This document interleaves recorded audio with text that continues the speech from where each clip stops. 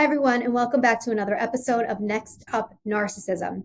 Today, I have the absolute honor of speaking to Mark Vicente. And for those of you who don't know Mark, Mark is an author, speaker, and award-winning director, writer, and producer from Johannesburg, South Africa.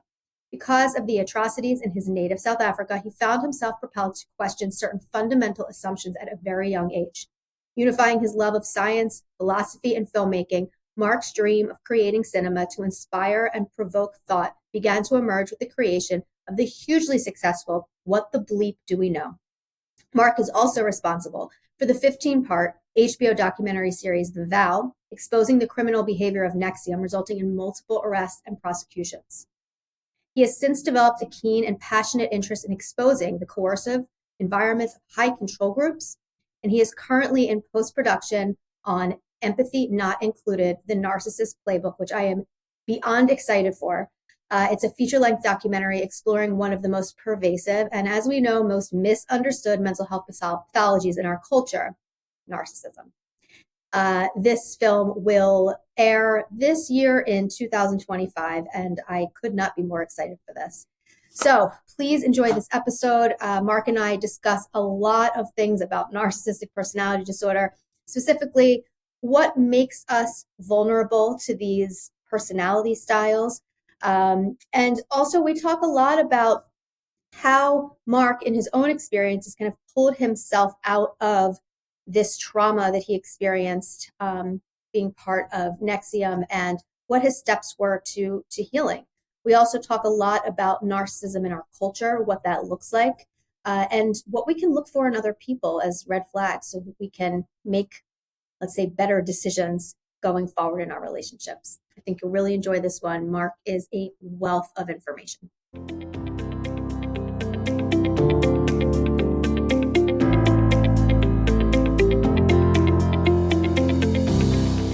Hi, everybody. Welcome to another episode of Next Up Narcissism. Today, we have the absolutely brilliant, and I've been so excited to do this for so long, Mark Vicente. I'm going to honestly just hand it over to you and just jump in because I have so much to talk to you about.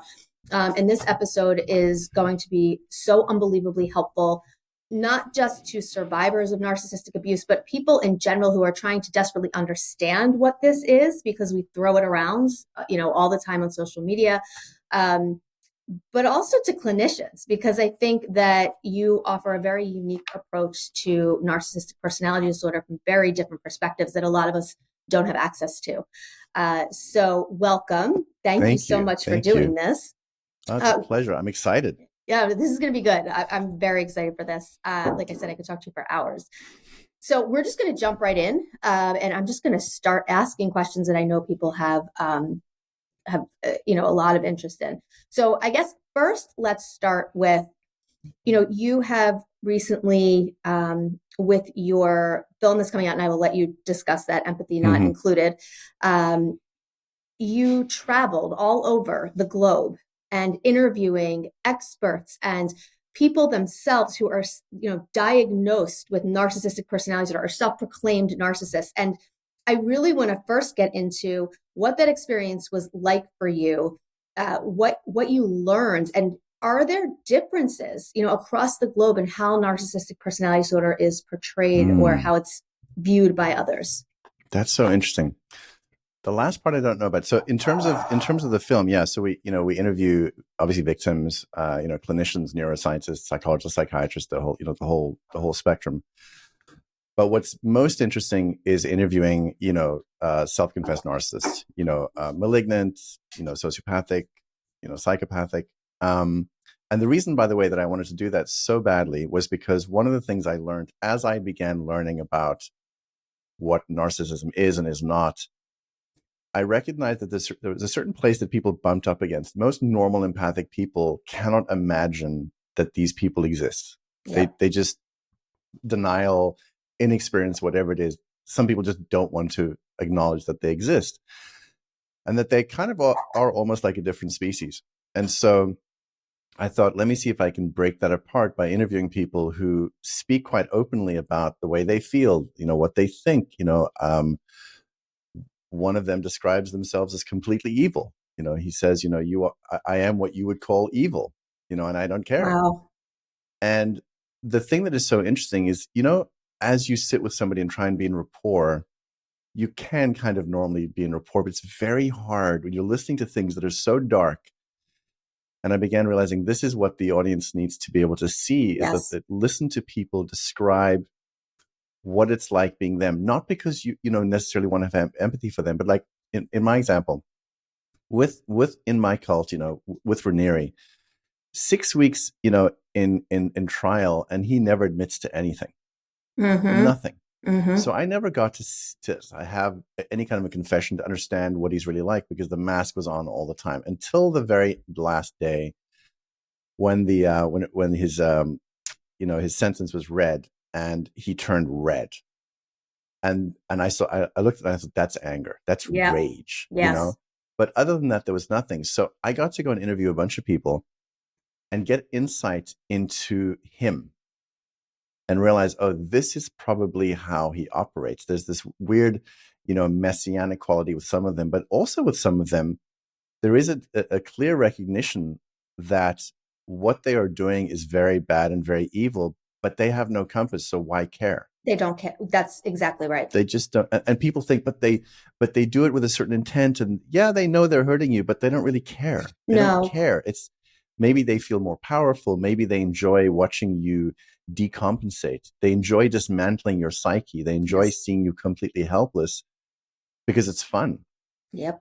And I think people, so go ahead. I was going to say, I think that's the part, I get a lot of negative comments about this in particular, that, you're a psychologist, you shouldn't label people like this. And kind of to your point, I'm not. I'm truly describing the behaviors that they engage in.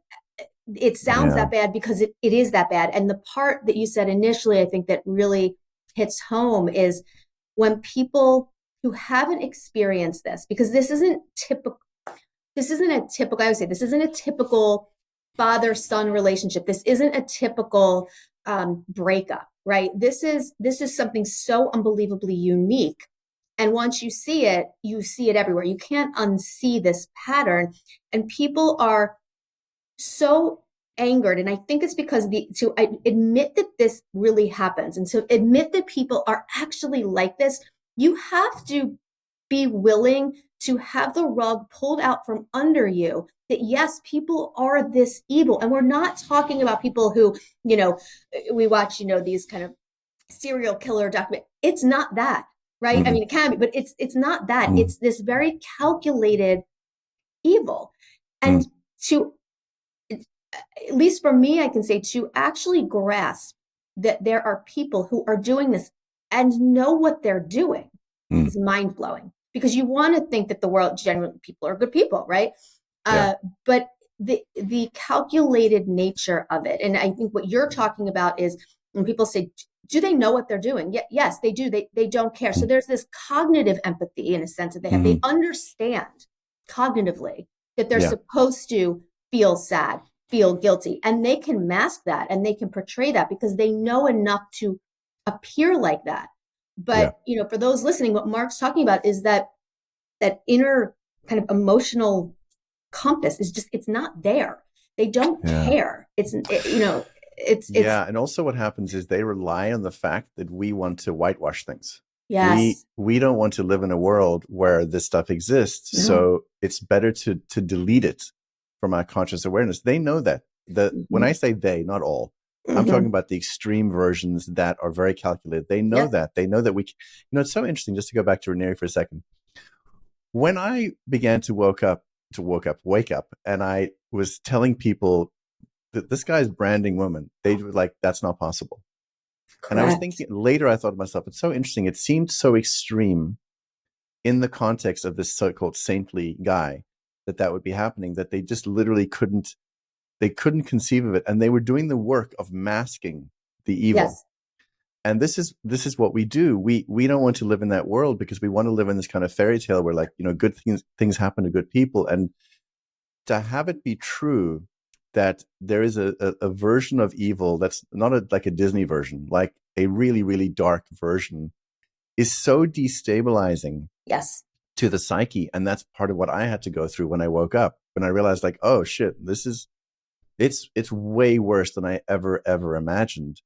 And it's almost like some of them, I have this sense in, interviewing a few of them, they would report to me that there's nothing inside. Mm-hmm. It's like they killed, if there was ever a little child inside, they killed it.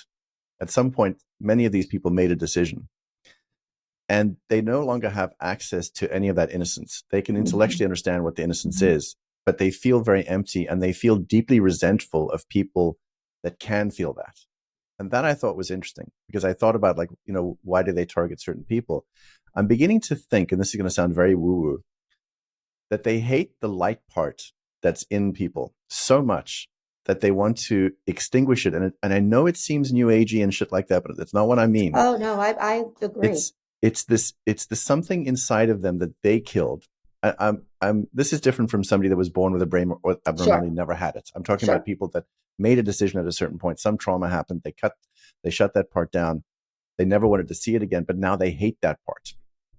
So now they see it in other people, good people, intelligent people, smart people, empathic people. They hate it with such a passion, and almost to write their universe, they want to destroy it. And people, I think, have a very hard time thinking that that's real, because that sounds kind of like out of Marvel, but it's kind of true. That's my experience anyway. I mean, I agree with you completely. You'll hear people say, well, they're just very insecure. And no, it's so much more than that. That they don't even acknowledge that they're insecure, because they don't feel insecure. They feel entitled to take on what you're offering and make it their own, because they're empty. And so they use other people to fill them up. And this actually goes directly to a point that you had brought up on one of your Instagram reels that blew my mind. From the way you stated it was so perfect and so almost, dare I say, poetic. But you talked about how, in your experience, that a narcissist will, because there's this myth, and I say this a lot, there's this myth that narcissists go for people who are, have no backbone, have low self-esteem. And that is so far from the truth. The narcissists are drawn towards, as you say, someone's light. They're drawn towards successful people, intelligent people, attractive people, motivated people. Something in them is something that the narcissist lacks, and they want it from them. And not only do they want to take it, they don't want to share it with them. They want to take it and destroy you in the process. And you had said that the narcissist will do a very good job of taking something that they find bright and almost beautiful, something that they want in the other person, and take it from them, repackage it, and present it back to the person as something wonderful that this person wants. And part of it is because the target or the person that's being abused or hasn't been abused yet, doesn't realize that they have that. They feel that it's lacking in them, but it's the one thing they have. Exactly. So can you touch on that a little bit? Because it was so well said and so accurate. I mean, I'll speak personally. This is how I came to the realization. Like, so personally for me, my whole life, I had loved and admired goodness. Like, I loved all the comic books about the great heroes and all these things. And I, for whatever reason, didn't feel like I had it, but I needed it. So this was in my life. This was the way I did my life. I had to find that person, those people that could help me grow this thing, become this thing. So what Raniere was very good at doing, and there's a recording of this that's actually in the vow, where you hear the end of it, where I'm crying. And I'm crying because he's just talked to me for the last few hours about everything I most admire in the world. And he seems to have a better understanding of it than even I realized that I felt. But I didn't understand at that point that was after hours and hours and hours and tens of hours of him eliciting from me what I yearned for, what I was afraid of. He was data mining me, for hours and hours and hours. And then he offered back to me a vision of who I could be. And I was weeping because it was so beautiful. He was literally taking, and this is the thing I realized later. I already was. I didn't know it. I didn't know it because I was also, part of me wanted to deny that I was, for whatever reason. There's all kinds of interesting, complex psychological reasons for that. I didn't want to acknowledge that was in me. I sort of wanted to push it away. And later I realized, my God, the only way I could have thought about these things is I must have had some experience of it. And I must feel these things. it never occurred to me he was giving back to me what I already felt and had and cried about in my life, as a child, and all these things that I yearned for, because that was the part of the fabric of who I was. What he did is repackaged it, gave it back to me, and I thought, this man knows the way to get there. And I didn't realize till, what do you mean get there? You're there. You're there. That's the trick. And so what I began to understand, and I try to explain to people, because a lot of people at first were saying, I don't know, you're a smart guy. How could you be fooled? And I said, it's not about smarts. One of the things that victims have in common, I'm going to speak in cult terms, but I think it's very common. There's a certain idealism. There's a certain hope, and so that what they do is they figure out what it is you hope for, and they show you how they are going to be the answer to that yearning, because they mirror everything about you. There's a buddy of mine who said something to me recently. He said, the thing about psychopaths that's so interesting is that they analyze us very unemotionally, and they learn about sort of the way our data works, so to speak. And he says, there's a value in talking to them sometimes, because they do have insight. And what Raniere did, because he was pretty unemotional about things, he would just sit and watch people like a cat, just watching, just watching and watching and watching and listening, and finally figure out, oh, this is how you play the person. And if people say like, well, I wouldn't be played. Can I swear? Oh, please. Yes. I'll be like, motherfucker, you can be played. That's why intelligence agencies work the way they do.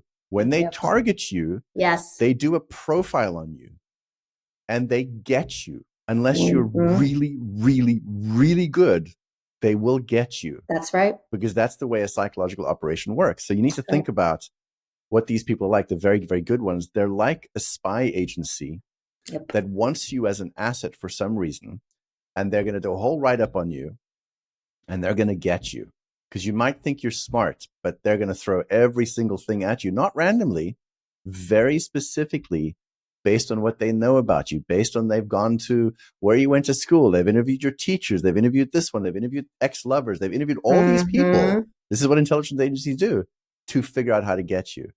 So it's very hard when these people are very, very smart. It's very hard to not be sucked in. It is. And to your point, when you have people that are very intelligent, so let's say they're very cerebral, right? They're notoriously overthinkers. And so in addition to all that happening, they're also overthinking everything. So that the narcissist is going to use that, knowing they're going to overthink, throw so much at them.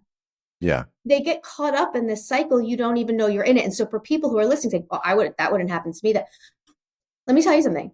Not only can it happen to you, but you won't even realize it's happening to you until way later, if ever later, because it's that fish in a fishbowl effect, right? You don't know you're in it until maybe one day the cat comes over and knocks the bowl over, and then you realize, oh, I'm out of water. Wait, I've been in a bowl the whole time. So you don't even necessarily know you're in it when you're in it. And I tell people, as basic as this sounds, and I like to give people these kind of very basic, elementary kind of rules to follow for this. I don't care how connected you are to somebody. Let's say you're going on a first date or you're meeting someone for the first time, just even a friendship. If you find that in the beginning of this relationship, you're divulging the most personal, detailed experiences of something that's happened to you or your childhood, and miraculously, this person that you're speaking to also had those same experiences, and they're sharing, right? I mean, even though it may feel so fucking good and you feel so understood, I really kind of challenge people to take a step back and look at it and say, I don't know this person. Why I'm spilling everything to them. I never do this. Yeah. For somebody to break your mold so quickly, that is a red flag. And I know it feels good, but chances are it's not authentic unless you are sitting in a psychologist's office. And even then, if you're divulging your most personal information in the first session, second session of a psychology interaction with a psychologist, that's actually not okay either. So this is a basic rule. If someone's pulling that from you, as you said, they're data mining you. They're pulling this information. I always say they're storing it in the card catalog, and then people are like, what's the card catalog? But they're storing it for later use, you know? So I agree with you. There's two things I wanted to talk about. last thing first. The feeling of yes, you're sharing everything, and there's also, I find, an underlying fear and anxiety and excitement. Yes. People sometimes can't tell. They think it's excitement, and it is, but sometimes that excitement is tinged with fear and desperation. Yes. And I always say, when you're in that state with somebody, especially at the beginning, like, run. Yes. Because that's a really bad, because your cognitive thinking is going offline. You're so excited. I mean, I remember going to different spiritual organizations, and like the first day there, the first night, suddenly being so excited and saying, these are my people, this is my family, and the music's pounding. Like, finally, I found it. And I'm crying and my heart's exploding. And I thought that's a good sign. Now I'm like, no, that's a very, very bad sign. Bad sign. Then wait a few days and then see how you feel about everything. But that right there is a very bad sign. And the other thing you said about throwing lots of stuff at overthinkers and people thinking I would never fall for it. Right now, we are in an abusive relationship with large media organizations. If you open social media right now, if you look at your X feed, if you look at X, you're being bombarded with so much stuff, conflicting information, so many lies from different organizations and news organizations. You are overwhelmed, and a part of you just goes, I just want to switch off. I can't deal with this anymore, because your nervous system gets so frazzled, and you are so pliable. You're pliable in that state. So people say, like, it wouldn't happen to me. It's happening all the time. I mean, your phone is basically a device that is co-opting you, is abusing you. It's not trying to abuse you, but that's what's happening. Right. I mean, and there's a method to the madness, right? This isn't, none of this, or the narcissistic playbook, right, that you talk about in your new film. There, it's not coincidence, right? It's not random. And again, this is what I want people to really understand, that, when you're looking at social media, you have all these different things being thrown at you. What's happening in your brain is the same playbook, in a sense, that's happening when you're in a narcissistic abusive relationship. The difference is whether social media is doing it on purpose or not. Who knows? That's a whole different topic. Yeah. But narcissists are doing it on purpose. And, as I said before, yes, they know what they're doing. They don't care. They're going to do whatever they need to do to get whatever it is that they want. Yeah. And when your purpose is up, they shelve you. You're of no use to them. And then maybe they'll take you off later. Maybe they won't. They'll put you back up. But you're always in the orbit, right? Whatever you have to offer is always in the orbit, so that they can go in and pick and choose what they like. But make no mistake, that is on purpose. Yeah. And that's the hardest thing, I think, for people to grasp, is that not only did they get into this, but when they realize what's happening and they have that first kind of holy shit moment, and then the pieces all start fitting together, and then they have that moment of, oh my God, was none of this real? Yeah. And that's a really traumatic moment. That's the moment the rug is pulled out from under you. The world as you know it no longer exists how you thought it did. Yeah. And it's absolutely jarring. Yeah. So I love what you're saying. Yeah. I have so many thoughts. I want to just quickly go to the social media thing, because somebody asked me, didn't ask me anything on social media, and somebody asked me about, is the algorithm like a cult leader? And I said kind of yes, in the sense that the algorithm is designed to give you what you love, and then also to scare you. In both cases, it's pulling you towards the abuser. Let's now talking about abuser, giving you everything you love, like matching all your dreams and desires, and then scaring you with things out there to push you closer to them. So the algorithm is kind of like a narcissistic abuser. What was the other thing you said? It was about the world upside down. That's the thing that happened with me in 2017. Is when I realized, this guy that I thought was almost a saint, that was my mentor. Holy shit, I got this wrong. But it was, I'm not doing it justice. Like, I mean, I had full on suicidal ideation. I was like, how should I jump off a building? What should I do? And that's, by the way, when I realized something was wrong, because this other voice in me said, Mark, you've never, ever thought about suicide, ever. Right. And I thought, oh, Jesus, I'm in deep, deep trouble. Yeah. And I thought about it, because the way I experienced it is when that mask gets ripped off, I felt like I was in the Stranger Things upside down. Yes. Upside down backwards. And later I thought to myself, it's almost like the locus of control was pulled so far out of me and then turned upside down and inside out, that it was barely recognizable. And then the trauma of me realizing what had happened and then trying to reintegrate myself back into normal reality was something that it took a long time. And to this day still, I will have a thought and I'll be like, that's interesting that I still think that. I don't think that's true. You know, it's still happening. And anybody that I speak to that's been through narcissistic abuse has this difficult time period of trying to get themselves back to themselves. You know, the other thing I was thinking about, and I wish I knew who the author was. There's a psychologist who wrote a book about mind mapping or brain mapping. And a friend of mine who was one of the people that left NXIVM told me about this book. And this psychologist talks about how when you interact with somebody, you're always mapping them. That's how rapport works. You're mapping them, you know, you're mapping them to see how this relationship is working or this interaction is working.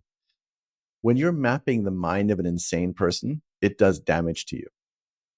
And when you're mapping a psychopath, it's very confusing. It starts to do a lot of bad things to you internally, psychologically. And that's part of what happens when you wake up as well, is you've mapped their mind. And that's part of the difficulties. You're now trying to reorient yourself back to yourself, but you're not sure who yourself is. That's right. So you're lost. I mean, you see this all the time, I'm sure, with clients. And it's hard to explain to somebody that has not been through that experience what it's like. It's so destabilizing. You have no idea who you are. And, you know, in cult psychology, they talk about, you know, as time goes on, you have to try and figure out, well, who am I? I don't know. Okay. What do I like? I don't know. What do I think is good? I don't know. You know? Yes. Short answer. Yes. 100%. And even in the most basic, some of the things that I hear from my patients, and two things about getting back to yourself and also this, what you're talking about, you know, I have patients that will come out of these abusive relationships, regardless of what type of relationship it was. But when it is a truly narcissistic abusive relationship, I will have people come out, and I see mostly women, but definitely men. Females are narcissists as well, right? Absolutely. They are literally just a shell of who they once were, to the point where I had one patient, and it's still, you know, as long as I've been doing this, sometimes you hear those things that they just crush you. They crush your soul.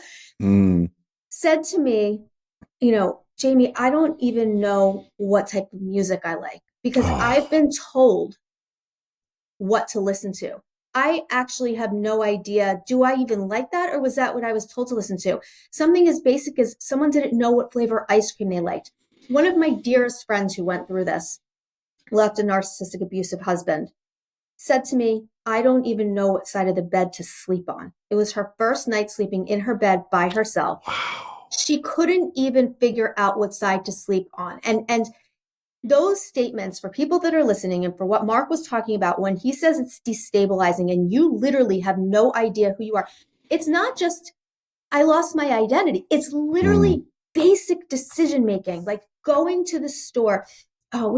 This was more PTSD, but which obviously is part of this, but did you ever see The Hurt Locker? Yes. Okay, when he's in the grocery store and he's looking at the cereal aisle, when he comes back from store and he's looking, and it's this unbelievably overwhelming moment of something so unbelievably basic of trying to pick out what cereal to bring home. Yes. It's that level of not knowing even how to make a decision for yourself because you genuinely have been fed this narrative. It has been woven into your mind. And I don't like to say hardwired because we can maneuver it. So it's 99% hardwired that you don't know who you are. And that's the whole point. And so, you know, when you're saying you had suicidal ideation, you thankfully were able to take a step back and look at that with almost like a sense of interest and curiosity of, wait, I don't ever think like this. I'm in trouble. At the end of the day, and I know there's going to be people listening saying this is absolutely fucking horrible for you to say, but I'm going to say it. If you think about a narcissist playbook, what is their end result? Their end goal is to absolutely destroy your sense of self. And what does that look like behaviorally for the victim? Suicide. Yeah. Ultimately, at the end of the day, that is the behavioral manifestation of what they're trying to do. Yeah. To kill you. Right? Yeah. Yeah. You know, and it's so true. I really believe that everything you're saying, for people that are listening, I mean, this is really, it's so nuanced and it's so deep, which brings me to the point of getting back to yourself and that whole healing process. When you've had a traumatic event, so PTSD, for those listening, post-traumatic stress disorder, is an isolated event. It's one event that results in your inability to process that trauma because it's so unbelievably outside the realm of anything you could think was possible. When you're in a cult, or when you're in a narcissistic, abusive, intimate relationship, or a family relationship, it's a little bit different in the sense of it's not one event. It's the culmination of these tiny little abusive, subtle moments that when they kind of snowball over time, you develop a traumatic response to it. It looks different than PTSD. We call it complex PTSD, which isn't in the DSM, but should be, should be. Yes. It's very common with domestic abuse survivors and cult survivors. So it looks a little different, but let's take 9/11, for example, right? There is a very distinct moment in people's lives for those who had experienced 9/11, who were watching this unfold or who were involved in it, pre 9/11, post 9/11, And so people that were involved in 9/11 or lost family members or had this traumatic response to it, it was kind of this collective trauma. We all had it. COVID too, same thing. There's pre and post. To ask somebody to get back to who they were prior to a traumatic event is not possible. Why? Because it changed your brain neurologically, it changed your brain chemically, it changed your brain cognitively, it changed you physically. And emotionally. To assume that you're going to get back to who you were before this traumatic event, I think puts so much on survivors to do because it's not possible. You have to learn to integrate, and I mean, this is way, as you know, way easier said than done. The trauma has to be integrated properly. And it's a constant process. It doesn't end. Every day is work of integrating this trauma into your healing journey, because who you were before, it's not there. I mean, I think it's safe to say, I don't want to speak for you, but I think it's safe to say the person you are now is not who you were 20 years ago. No, I mean, not at all. It's funny. I see the gifts now in all the stuff I've been through. Like I have a wisdom now. I like my wisdom. Yep. But I have a level of paranoia now that is still there. Yeah. Like I'm constantly still, and look, I'm doing films and projects that, people are going to come after me. So I'm careful about stuff. Yeah. But I live with a permanent paranoia. I live with a feeling of like, is this too good to be true? Yeah. Can I trust this person? How much can I trust this person? There's a kind of a loss of innocence that is maybe necessary in growing up on this earth planet. I don't, maybe, but I'm never going to get that back. I'm never going to get the innocence back. When I first walked into situations and I just believed this was the answer to that's not coming back. Yeah. Which is not bad necessarily, but sometimes I feel sad because I'm never going to have that, childlike, sense of wonder. And maybe I shouldn't. I'm a grown fucking man, but I love dogs, because when I'm with dogs, I start to feel it again. But I agree with you. And the other thing I was going to say is that the thing that I've been thinking about a lot, somebody said to me, what is narcissistic abuse like? Like, what does it do to you? And I go, well, it kind of unplugs you from your reality. Yes. Like you have a relationship with reality, and it's far more important than people may realize. Like I know this because years and years ago, I was in an isolation tank, if I don't know how long. It was quite a long time. And there's a certain point in an isolation tank, you can't hear anything. There's no sounds. There's nothing. You can't feel anything because you're floating. There's a kind of insanity you start to feel. And then later, doing different spiritual disciplines, I was, blindfolded, for a week at a time. I couldn't see anything. I couldn't talk to anybody. And I started going kind of crazy. And I realized later, you need a relationship with reality. And what they do is they take that relationship and they break it so that when you come out of the situation, you have no relationship with reality. And that's what's so fucking scary, because you depend on theirs. Yeah, but it's you are in an existential crisis. Yes, that's what's so scary and so terrifying, and why you think you're dying sometimes. Yes. Because in some way, psychologically, you kind of are, or you have been, or I don't know how to quite explain it. I think you understand what I'm saying though very well. Yeah, I think it's, it's interesting because when I think it's to the extreme. So when you're engaged, let's say in a mindfulness practice, right? And the whole point of it is for you to be so grounded in the present moment that you are so connected with yourself. But if you take that and you push it to the extreme, to the point where you're not connected with yourself within the world, now you're just disconnected from Yeah. you're kind of just in your own space, like in the isolation tank. And just hearing you talk about it, I get chills, because that feeling of almost as if your brain and your body are just Yes. not Yes. connected anymore. And I'm Yes. such a movie buff, so I'm trying to think of the documentary I saw where they just Do you remember, by the way, kind of glitch altered in the states? matrix. Oh, yeah.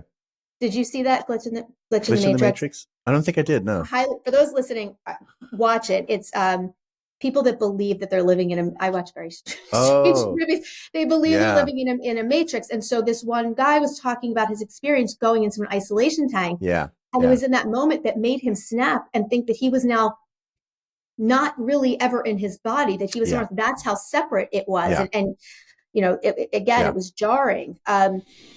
But the reason why they do that, narcissists do that, is so that when you're so separated from your reality, right? And this is where the gaslighting techniques come in and the manipulation comes in, is that you genuinely have no idea what reality is. So you're checking in, you're grounding yourself in their reality that they Yes. have shaped for you, with the sole function of being to control you. Yes. So you've been isolated from family and friends. You can't check in with anyone else. And so when you come out of this, just like Mark's saying, everyone, that you don't know what reality is because you've been detached from it for so long. Even in basic behavioral terms, I'll hear my patients say, now let's say they've started dating again. It's been a while, they want to go on a date. And they'll say, I don't know, I don't trust him, or I don't trust her. Well, why? Well, he opened the car door for me. And I'm kind of, well, how do you interpret opening the car door? Controlling. He thinks I can't open the car door for myself. And so, this idea of this hyper vigilance, or this hyper awareness, or this almost state of paranoia of people's intentions, right? Of people's purpose is something that I think always will stick to some extent. And now listen, I mean, is that helpful? Should some of us have more than that? More of that sometimes? Absolutely. But I think everything in moderation. And if it prevents you or it blocks you from connecting with people, that's still that influence that the narcissist has. And that's why it's constantly a work in progress. Yeah, it is. It is. Something I was thinking about, because you mentioned, maybe it was before we started talking about the different scales of this. And I've been thinking a lot about, as a filmmaker, and so I was involved in news many, many years ago. I've been thinking a lot about the larger scale of things that are going on. And I remember what I said about mapping yourself to somebody who's insane. Yeah. I think one of the challenges we have in the world right now, just as people, is where the world is pretty insane. And there's a danger of trying to normalize everything, to make it seem normal, and just know it's not normal.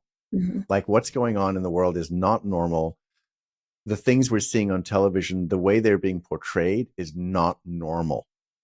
It's abnormal. And I have to keep saying that to people that believe everything they see, and say, look, I work the news. Don't do that. It's not all true. That's right. But I think it's very difficult right now because of the onslaught on us, that if we think that's reality, it's going to cause a lot of problems for us, So I keep thinking about the global scale of this kind of abuse, Yes. And the other thing I wanted to say is, I don't want people to think, as I'm talking, that I think that all narcissists are like the things I'm describing. I'm describing extreme situations and extreme experiences. I think that there are people that are doing a lot of bad things, abusing people, but they're not even aware that they're doing it. They're just trying to protect their own fragile egos and hide their own shame and shit like that. Yes. I think what I'm mostly talking about is people that are at the extreme and actually more aware. And I do think that there's a level of a narcissism, malignant narcissism, that's when you go to the extremes, of dark triad, dark tetrad, that there is a joy that they get. My co-leader Raniere talked about this. He talked about the joy people get in destroying another human being. It's like being God. Yes. Who has the power of life and death? I do. I'm God. Yes. There is a certain joy that these people have. And I think it's not to then look at the world going like, oh my God, is this one of them? No, it's just to go like, it exists. Yes. It's there. But not everybody, not all narcissists, certainly the ones that I've met, are like that. There are some that are quite harmless. They're just really, really full of themselves, and they're annoying and irritating. Yes. And they suck the air out of a room. Yes. But they're not trying to hurt you. Mm-hmm. You know? Go ahead, sorry. I just want to make that clear that I'm not saying everybody's that, you know? Yes. And, because there's obviously people out there who are narcissistic, who are more take on kind of that deep woe is me victim kind of, everything happens to me worse. Everybody, neglects me. This, the parent whose children, I always say we raise our kids to be able to leave us. And then while that, punches us in the gut and we hate it. And, I always joke, I'm like, no, kids, you can go, I'm affiliate. Kids, you can go to Penn and I'll come do your laundry for you. No big, but we raise our kids to let them go. And so, even in situations where it appears that a parent I just love my kid too much, but really looks like they're mad because their child got engaged and they view it as, as abandonment and they rejected them and nobody loves me and woe is me, there's that aspect too. And so it's more about fulfilling their own feelings of abandonment and rejection. And so that manifests in ways that look like controlling their children or, disliking their significant other to keep them close, that kind of thing, that the manipulation that plays out so that they don't feel abandoned or rejected. There's no deliberate, it's not that they're getting joy out of causing harm, but they care only about their own needs in that, and they're not able to see past that. So I think that's kind of more in line with what you're referring to. That's exactly what I'm saying. I mean, they see us, they wouldn't think this way, but they see us like just chess pieces, we're just things, like the kids are things, everybody's just a thing. Yes. And they don't think it's bad. And they may never have thought about that they do that. They may think it's normal. That's right. And you're right. And that they feel attacked when you point out that they're being uncaring. Yes. This is the other thing that I'm addressing in the film is, grandiose versus covert, vulnerable narcissism, because everybody knows about grandiose narcissism, but I think it's way less dangerous. If I see some political leader. Can you speak on that? Because I agree with you completely. And I explain this all the time to people that's not what I'm so worried about. It's the other kinds. Yes. The farmer. So, if you look at, I don't know, let's take a big thing, like a political leader. I'm not naming names. I don't want to get into partisan bullshit. A political leader who's a blowhard. And there's a few of them in the world. Blowhard, like just loud, obnoxious, not so dangerous. It's the very gentle, soft-spoken, wearing a beautiful suit, maybe good-looking, doing horrendous things in the name of goodness. Yes. That is far more dangerous. Now let's bring it down to normal people. People get so seduced by the values they love. They want this, they want goodness, and they want kindness, and they want soft-spoken, and they want this and that and the other. A good narcissist knows what people want, repackages themselves to present that, and they will cause far more harm because you don't see them coming. I know this because Raniere packaged himself as this philosopher saint. I bought it for 12 fucking years. Yep. I'm not a stupid man. That's right. But I bought it because it was everything I wanted. Yes. I wanted that so much, and it's so dangerous because you can't see it. No. And there's other people around you that you trust and that you can identify with that are also buying it. So it's not like it's just you alone in the room with this person. I mean, there's tons of other people that were involved in this with you that felt the same way you did. And so you're looking around, and again, I don't want to speak for you, but I would assume that you're looking around and saying, this is wonderful. I did that. And I would check sometimes. I would check like they're on board. I guess it's okay. It's the social referencing. You look, you it's like what I did. I just was telling you, I came back from vacation, and I do not like flying. I hate flying. I do it, but I hate it. And I'll look at the stewardesses. I'll look at I'll look and say, okay, they're fine. They're not panicking. So we're good. We're not going down, and it's kind of the same thing. So you just innately trust it because, so you look around, and if they're interested and they're smiling and they're crying and laughing and full of joy, well, then I'm safe. Yeah. Yeah, and coming from Hollywood as well, I'll tell you, and I don't want to go full.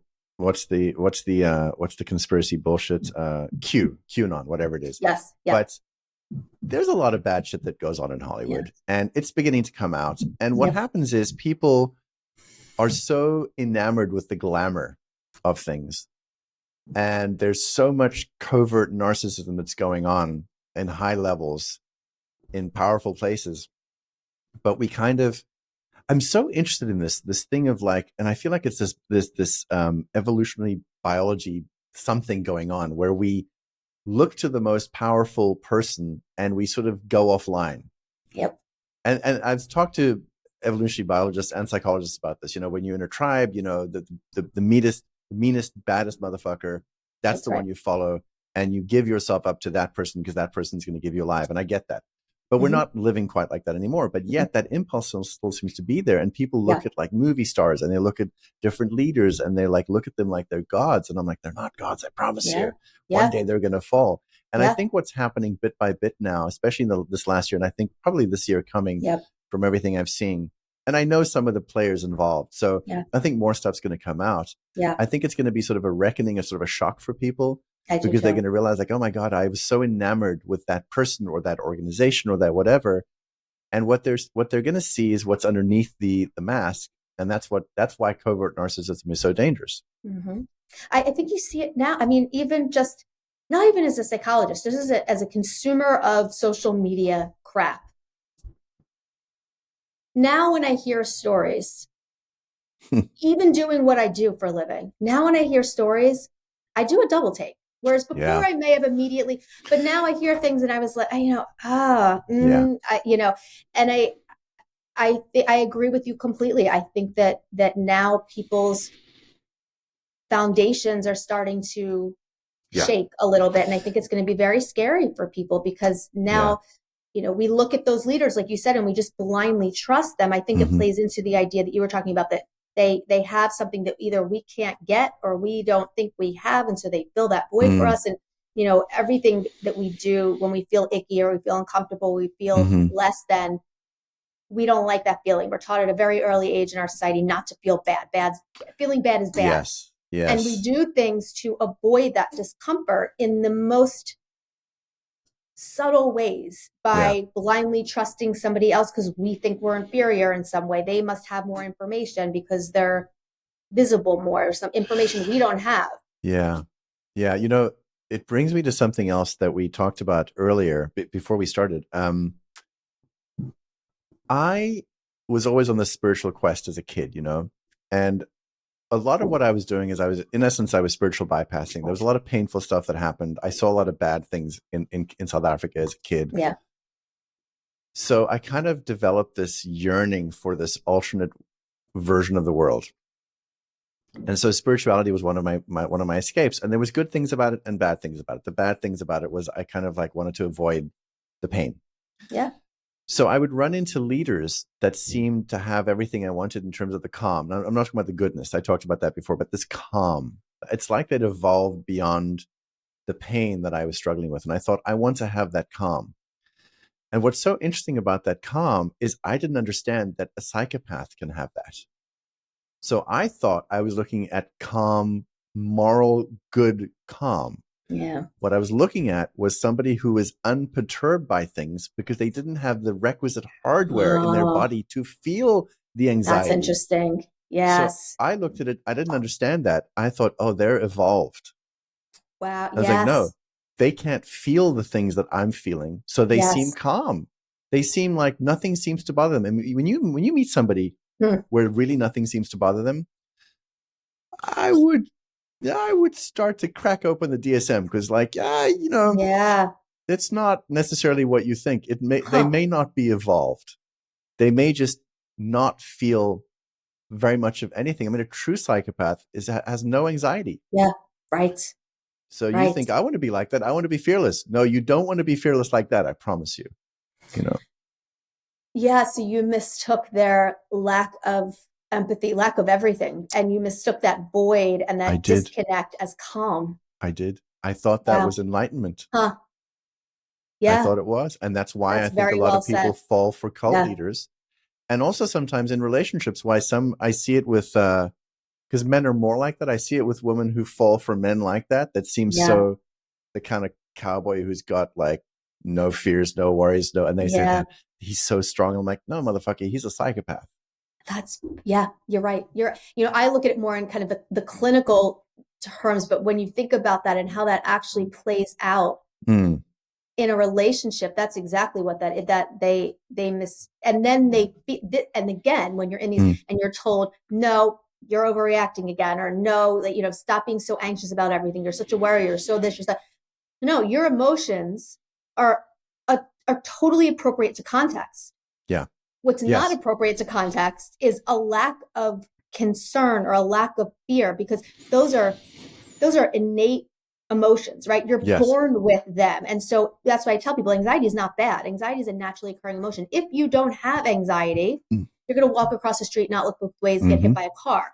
If you don't have any anxiety, you're going to do things because you just don't give a shit, because that fear gives us anxiety, gives us information about our world. If we don't have that and there's a block to that, then you get an emptiness. Every time I see those videos on like YouTube, whatever, of people doing dangerous things on tops of buildings and they're fearless, I'm like, I would love a brain scan. I want to see a brain scan of what's going on there. Yes. Because that's not good. Nope. They're lacking that barrier. That's not there. It's not a good thing. They're channeling it in that way, and it looks like it's fun and entertaining, but really neurologically, cognitively, emotionally, something's missing. Yeah. I want to say one thing in defense of men. When I'm talking about the cowboy that feels nothing, I'm not talking about as men, we tend to suppress a lot, and maybe a lot of us are dissociated. I'm not talking about that. I'm not talking about somebody holding their emotions back. I'm just talking about somebody who has none, has no anxiety whatsoever. So please understand, I'm talking about a spectrum here. Yes. So I always ask people in kind of, if someone's listening to this right now and they are seeing these little kind of pings of light of, oh my God, wait, is that me? Are they talking about me? Is that me? I feel like this, and they're starting to, kind of the curtain starting to open a little bit, and they're starting to feel their foundation shaking a little bit. What would you say to them? What worked for you? What doesn't work? You mean somebody that's been abused? Yeah, but they're kind of just coming to the realization that, something's not right. I don't feel right. Kind of like you said, I don't have these types of thoughts. This is not me. I'm in deep shit right now. I need to figure out how to. Yeah. I mean, my journey was, thank goodness my wife had done some reading before me. So she said, here's some articles. And, one of the first things she put in front of me was about spiritual narcissism, and then like narcissism in general. And then what happened was I went down the rabbit hole of studying everything I could and studying psychopathy and all of these things, which I'm not saying is necessarily healthy. I think it's a phase that I think a lot of people go through when they start to realize like, oh shit, this person I'm with may not be who I thought they were. And they start reading the books, or they start watching the videos, and they, watch people like you online. Yeah. And what happens is all the light bulbs start to go off. I think that's very good. I think that I don't think one should spend forever there, and I think that's a danger as well. Becomes avoidant. Yeah, exactly. Exactly. And it becomes morbid as well, and you can get stuck in this, I'm forever victimized. And of course that's a phase. Look, I think rage is a good phase. I agree. I think feeling like a victim is a good phase. I think rage is so important. I mean, I can't tell you how many people when we were waking up, I feel like there were certain psychologists who didn't understand how this worked, that would say things to us like, your anger is not sustainable. And I was like, motherfucker, it's sustainable necessary. As long as I fucking need it. It's necessary. I was also in the middle of going into a trial against my leaders. So like I needed a certain amount of rage to propel me. But once the trial was over, that shifted. But I do think there's value in reading stuff and in looking at stuff. And also bear in mind, there are people online, so-called experts online, who are clearly have the pathology themselves and are just, they're just trying to like amass followings. I think that, try to find people online who are a little more humble. And by the way, this is the reason that I've wanted to make this film so much, is because I want to give people a tool that they look at the film and they go, holy shit, that's what I went through, or that's what I'm going through, or that's what so somebody else is going through. And then, we want to create a website where people can go and look for resources. Who are the therapists that understand this? What law firms should we go talk to? Things like that, because I feel like law enforcement doesn't understand how this works properly. No, they don't. I think a certain percentage of the psychological community doesn't understand how this works. Okay. I mean, I was seeing a video of yours the other day about, going into a therapy and the therapist trying to get them together when that's not what they need. Right? Well, It was date you. night. It was I'm you, like, I think. I was like, oh God, don't tell them to go. I actually don't even tell people to go to couples therapy. I tell them to get their own, because going to a couples therapist who doesn't understand narcissism does so much more damage. Yes. Like it creates such, I mean, I even said this even in grad school many, many moons ago, at least for when I was in school, we didn't talk about what we learned for access to disorders was borderline personality disorder. I mean, really, that was it. Narcissism was talked about as the stereotypical, grandiose, but what you would see in Hollywood type movie, that was narcissistic personality disorder. Nobody talked about coercive control. It wasn't even, nobody talked about gaslighting and vulnerability and this spectrum of behavior to gain control and power. That was never. And I've talked to so many colleagues who were in my kind of cohort. It was borderline personality disorder. That was it. And maybe OCPD. That was it. Yeah. And it didn't really, it wasn't the danger of it was never discussed like this. And so, a lot of people just flat out weren't trained properly. And, it's their responsibility to do it now. Sure. But, I think, by the way, that's something Ramani's doing a lot of. Ramani's doing a lot of training it's clinicians. So important. It's so important, because they don't know what they don't know. Yeah. And no clinician deliberately wants to cause harm. No. But if you don't recognize that there is a, clear narcissist in front of you, and who is financially abusing, sexually abusing, physically abusing their partner, and you're telling them that their communication is what the issue is, and that they should make a date night.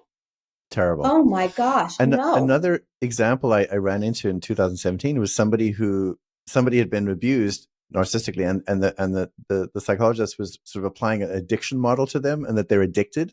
And I was like, that's not what's going on. It's not something they need to wean themselves off of internally. No. But I couldn't explain it because I didn't have the terminology and I didn't have a degree. So, that didn't go anywhere. I mean, I think where people get the addiction piece is because the model of or as you call it, the narcissist playbook, the behavioral basis of that is intermittent reinforcement. Yeah. And I think that's where, addiction is. Which is addictive, yes. Which is addictive, yeah. But it's not an addiction. Yes. And there's a very big difference between the two. Yeah. And it's funny because the narcissists that are good at what they're doing and know what they're doing, they do create this addictive cycle. Yes. Some of them understand what trauma bonding is. They know what it is. Yes, and they're doing it on purpose. And they pull the other person in, and then they discard them just enough to create turmoil and crisis, and then they pull them back in. Yeah. And then they might do the intermittent or whatever it is, but they know what they're doing. Again, not everybody. There's very few that I think there's very few that are aware of their pathology and how they actually operate, but there are some. Yes. And they're very dangerous and they become very potent in their ability to cause damage. I agree. Yes, they're very potent, and it's pervasive. I didn't say powerful. I just said potent in their ability to cause damage. Potent and pervasive, and they want to be powerful. Yes. But it's again, for those listening, understand this isn't just somebody that's just an asshole to you. This is something that a style of relating to the world, of how they relate to the world themselves. It's pervasive in all domains of their life. Even if they seem like a lovely human being at work, doesn't mean that's part of the pathology, right? So it's not these separate things. Somebody who's just an asshole at home, because the two of you have a horrible relationship, doesn't necessarily mean they're going to be like that elsewhere. This is something different. And that's why I say, when people say they can't help themselves, I say, yes, they can. They know how to behave in different contexts. So of course they can help themselves. Like when they say narcissists have difficulty controlling anger.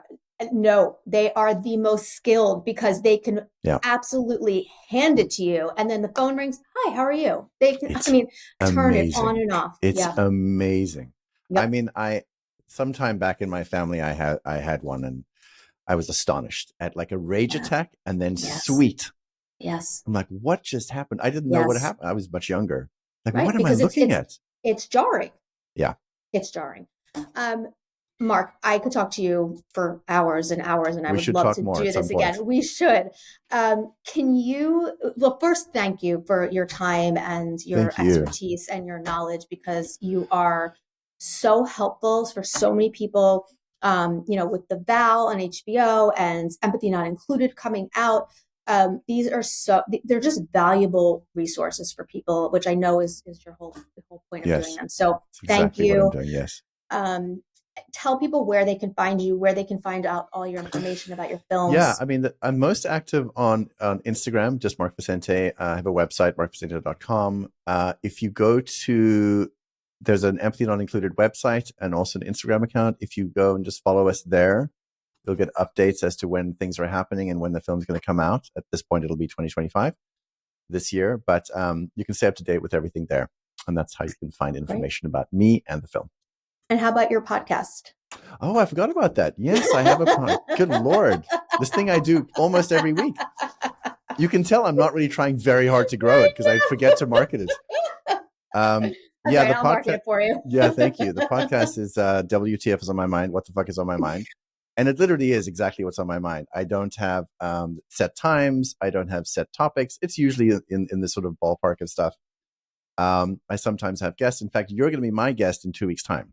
I'm very excited. Or maybe 3. I'm not sure. Because I have questions to ask you. Because there's lots of stuff I want to learn from people like you.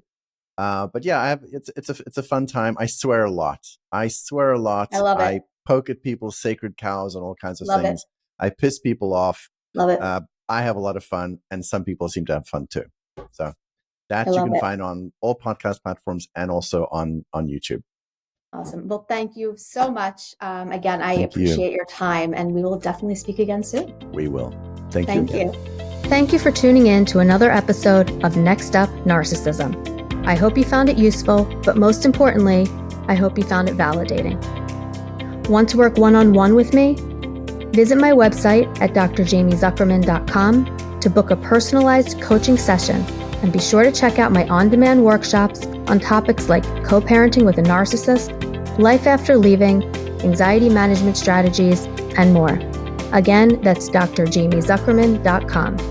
You'll also find links to my interactive workbooks, merchandise, resources, and newsletter sign-up.